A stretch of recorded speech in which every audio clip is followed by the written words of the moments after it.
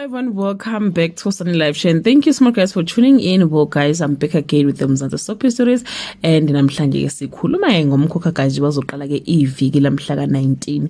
Yebo guys, kuleli viki ke la sizobona khona ama true colors kaKhulekani, izimpiko zakhe nomkhosi seyimilile impela. Guys ziyabhakuza uKhulekani ke njengoba ke ibhale phansi ngonyawo wathi akehli esikhundleni akayindawo.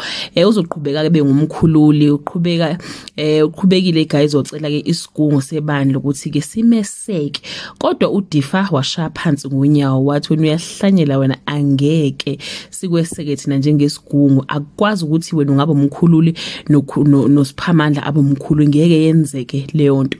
Wavele wamxosha ke guys emsebenzini, wamxosha wathi wena Difa kusuka namhlanje awusesona isigungu ke sebandla, usahlangane nje nebandla. Ngapha guys komakoti bakhona ke komvelasi nakhona ziyabuya ke guys, njengoba kumabuse setshele unomkhosi ukuthi ke uwushevu obulala ke uKhulekani, wayesecela ukuthi ke angaphinde asondele eduze kwengane yakhe.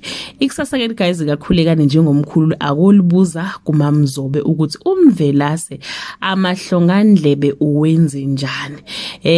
Nesigungu guys naso simxwayile sathi akayiyeke lento ayenzayo ngoba bonke abayiqalayo ayiphethi kahle. Ubekhuza kumaphala wathi nje uyacela ukuthi akayiyeke lento ngoba uyoyisola ngalento ke ayenzayo. Siyazi guys ukuthi ke umvelase wambuyisa ekufeni uKhulekani, wathi ke akazosebenza ebandleni lamaJudiya, kodwa ke akamtshela ukuthi ke kufanele enzeni, but angicabanga ukuthi ke kufanele ukuthi ehlise ke usiphamandla esikhundleni kuhlale yena. Ngiyacabanga mhlambe naye unobizo lakhe mhlambe oseceleni, noma mhlambe okufanele ahambe kuleli izike elinye eliseMaritzburg, we don't know, but nje uKhulekani ubona ukuthi ke akaphakame khona lapha yana ke ebandleni elihola ke usiphamandla ngoba wekade ethe akambambele.